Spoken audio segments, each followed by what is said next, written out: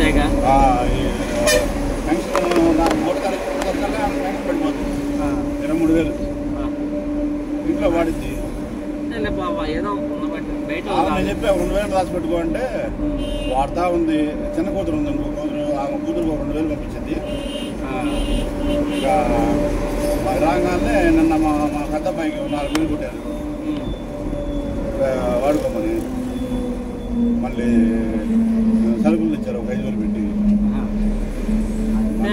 మన డబ్బులు పెట్టి కరెంటు బిల్లు కడతాను, గ్యాస్ సిలిండర్ తీసుకొస్తాను, కూరగాయలు బరగాకి ఇస్తాను, సరుకులు ఆమె తెచ్చింది 5,000 6,000 పెట్టి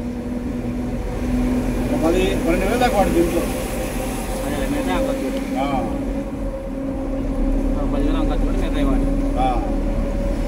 అంతకుముందు డబ్బులు వేస్తామంటే ఆమె చేరి పెట్టి బ్యాంకులో 90,000 తెచ్చాము. ఇప్పుడు మీ వాడికి ఎంతవరకు వచ్చింది చదువు? సంవత్సరం ఉంది. సంవత్సరం అప్పుడు చేరి పెట్టి అప్పుడు 90,000 తెచ్చుకొచ్చాము. సరే ఇంకా మళ్ళీ వడ్డీ పెరిగిపోతుంది అని మక్కాయ ఉంది, వాళ్ళకి లోన్ ఇస్తారు. బ్యాంకులో డబ్బులు పడతాయి కదా, వాళ్ళు నెల 1,00,000 తారీఖులో అవి దాని మీద పెన్షన్ మీద లోన్ ఇస్తారు. అయితే సంతకం కూడా సంతకం కూడా గవర్నమెంట్ ఎంప్లాయీ ఉండాలి. ఆ మక్కాయికి లోన్ ఇస్తారు, 5-6 లక్షల దాకా ఇస్తారు. లోన్కి షూరిటీ కూడా గవర్నమెంట్ ఎంప్లాయీ ఉండాలి, రిటైర్మెంట్ అయినా పర్వాలేదు. ఇక మన అడిగితే మావాడు పెట్టాడు 2.5 లక్షలు పెట్టింది మొన్న. 2 నెలలు అయింది పెట్టిన తర్వాత 2.5 లక్షకి 18,000 ఇన్సూరెన్స్ అని కట్ చేశారు. అవి తర్వాత వస్తాయంట ఇన్సూరెన్స్ అంటారు స్టేట్ బ్యాంక్కి. అవి తర్వాత వచ్చి డబ్బులు ఆడుకోవు అన్నారు. క్లియర్ అయినాక ఇన్సూరెన్స్ ఒకవేళ మధ్యలో నీకు ఏదైనా నీ బ్యాంక్ అకౌంట్కి నామినీ ఎవరున్నారు వాళ్ళు వస్తాయి అన్నారు. మా అక్క అకౌంట్కి నామినీ నేను గుంటూరులో అప్పుడు వాళ్ళు మా బావ వాళ్ళకి చనిపోయేసరికి ఇక నా పేరు పెట్టి ఇచ్చాను నామినీ చేశాను. సరే 2 లక్షల పొద్దున వెళ్ళి 10-11కి లోన్ కాగితాలు భోజనాలు మొత్తం తీసుకెళ్ళి సంతకాలు పెట్టించారు. 7:30 కల్లా 2,33,000 పడ్డాయి. ఎప్పుడే అంటే గవర్నమెంట్ చూసే కాదు, బ్యాంక్ వాళ్ళు ఇచ్చాయి కదా, మొత్తం చూసుకున్నారు. సాయంత్రం 7:30 కల్లా కొట్టేశారు. ఆమె అకౌంట్కి వచ్చేది, ఆమె ఫోన్కి పడిపోయింది. మరుసటి రోజు బంగారం విడిపించడానికి బ్యాంక్ కాడికి వెళ్తే 90,000కి 6,000 కొట్టేది. 96,000 సంవత్సరం 11 నెలలు అయింది. మళ్ళీ ఎందుకు పోతలే అని బంగారు బ్యాంక్ తక్కువ అనుకుంటా వడ్డీ. లేదు ఇండియన్ బ్యాంకులు అది 6,000 చల్లరేశారు. అది తీసుకొచ్చాము. మా పెద్ద అబ్బాయికి ఒక 40,000 ఇచ్చింది ఫీజు కట్టుకొని. 35,000 ఫీజు పెండింగ్ ఉంటే కట్టేశాడు, అయిపోయింది. మా చిన్నవాడికి 10,000 ఇచ్చింది. మీ చిన్నవాడు అంతా వచ్చింది. మావాడి డిగ్రీ సెకండ్ ఇయర్ కదా ఇప్పుడు. ఏందో చదువులేం వాళ్ళ ఇబ్బంది పెట్టి మన ఇబ్బంది పెట్టి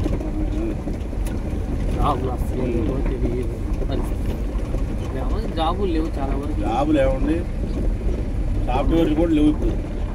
ఆడండి సాఫ్ట్వేర్ మరి ఎంతమందికి ఇస్తారు వాళ్ళు మటుకు జాబులు. అది వేసి ఇంకా నెక్స్ట్ రైతులకు కూడా జాబులు ఇస్తారేమో. పొలం పని చేసే వాళ్ళు తగ్గిపోతున్నారు, ఉండే కొందికి పొలాలు తగ్గిపోతున్నాయి, పొలాలు తగ్గిపోతున్నాయి, చేసేవాళ్ళు తగ్గిపోతున్నారు, అన్ని మిషన్ల మీద ఆధారపడుతున్నారు. నెక్స్ట్ ఇంకా కష్టమే.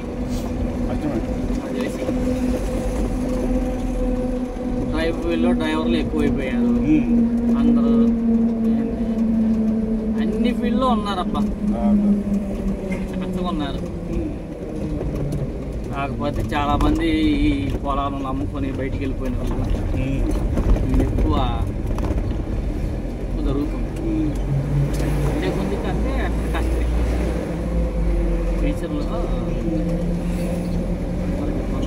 మామూలు ఆయన అంత పాజిటివ్ ఏం చేస్తా అందులో కూడా తీసుకుపోతున్నారు. ఎంత ఆవేశంగా పోతుంది. ఈ పెద్ద బండ్లు వచ్చిన తర్వాత అసలు అట్లా పోతున్నారు. ఫోన్లు వచ్చినాక అసలు మామూలుగా అంటే అదేంటి స్పోర్ట్స్ బైక్ కావాలంటున్నారు. మా తమ్ముడైతే మరి రోడ్ బైక్ అంటే మాట్లాడతారు వాళ్ళు, ఎంత ఉంటే అంత పట్టుకుంటారు. మా పెద్దోడు కొద్ది దగ్గరికి మా చిన్నోడు తగ్గట్లేదు.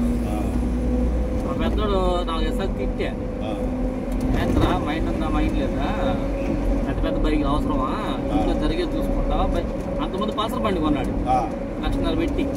అది మామూలుగా బయట మార్కెట్ రేటు 1,20,000 అంట. ఒక్క మాట కూడా చెప్పలా.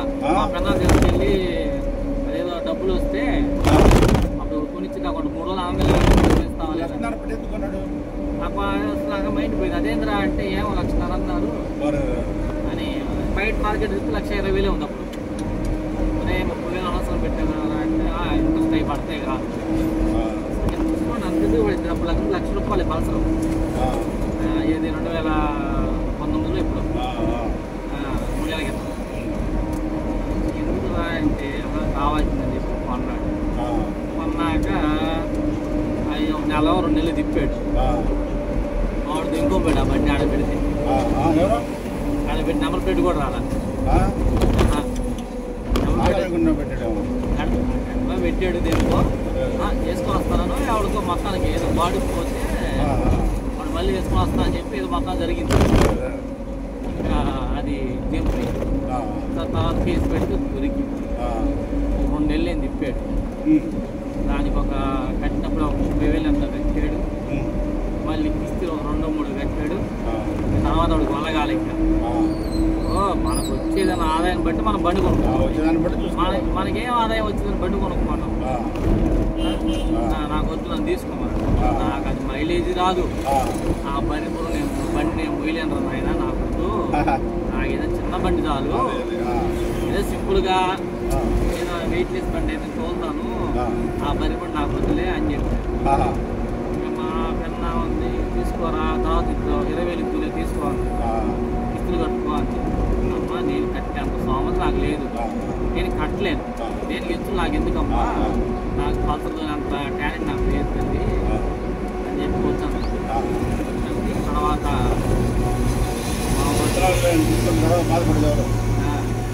వాడు ఎత్తుకుపోయాడు ఫైనాన్స్. దానివల్ల 60,000 లాస్ బండి వల్ల. నిత్యా ఏదో ఇప్పుడు 60,000 ఎవరు తిన్నట్టు. 4 కిస్తులు ఏం కట్టావు, బండికి 30,000 కట్టావు, ఇంకేడికి వచ్చేది. ఎంత గొల్ల చేసారా అని అప్పటికి వాడు ఆ బండిలో వాడు మా చిన్నవాడు కూడా తగ్గదు. వాడు గొర్రెబోళ్ళు ఉంటాడు యమహా వాడు, అవి వేసుకొని తిరుగుతాడు. నా ఫ్రెండ్స్ ఉన్నారు, అదే గబక్కన ఏమన్నా అయిందనుకోరా ఇబ్బంది పడతాము, ఎందుకు రాదు కాకుండా ఇప్పుడు కానీ పెట్టుకోదు. మళ్ళీ కార్యక్రమం లేదా జీవితం కానీ ఉంటే మా పెద్దోళ్ళ దగ్గర చిన్నోడు నాకు ఎంత పడితే అంట బాధ. నాకు భలే కోపం వచ్చి తప్పపోతుంది. ఏ నార్మల్గా పోయే తొందరగా ఏది లేకపోతే పోయేది ఆ లెక్క వేరు. లైన్లో బండ్లు ఏం లేవు, ఉంచుతారు బండ్లు అటు ఇటు ఉంచుతారు. అంటే ఆ బండ్లు అట్టపోతే నీకు తిప్పుతారు. ఏం నా బాధకి జరిగిందనుకో నువ్వు పోతావు, పక్కనోడు పోతాడు. పట్టుకోండి మార్చడం, సింగల్ టైర్ మీద లేపడం. మా బాగా మారుతున్నాడు, కొంచెం తాగుపోతుంది. 2 సార్లు బండి మీద పడ్డాడు. ఒకసారి కాలేజీలో దింపుకున్నాడు, ఒకసారి కంటి కడింది, మొత్తం చెంప పగిలింది. సరే సామె బండ్లు తాగింది కదా, బండ్ల మీద పోతారు, పంపలు కూడా తాగండి. హాస్పిటల్ తీసుకెళ్ళారు. ఒకసారి కాలినప్పుడు అంటే ఏదో చేయించారు. అయినా కూడా సిగ్గులేదు, తాగడం బండి తోడడం తాగడం వాడదని అదొక టైం పెట్టాడు. వస్తుంటే పడుతుందా ప్రశాంతం పని చేసుకున్నాం, రూపాయి దాపెట్టుకున్నాం, ఫ్యామిలీ కాల్ అది లేదు. ఏ కాడికి తాగామా తిరిగామా ఏడ్చాం.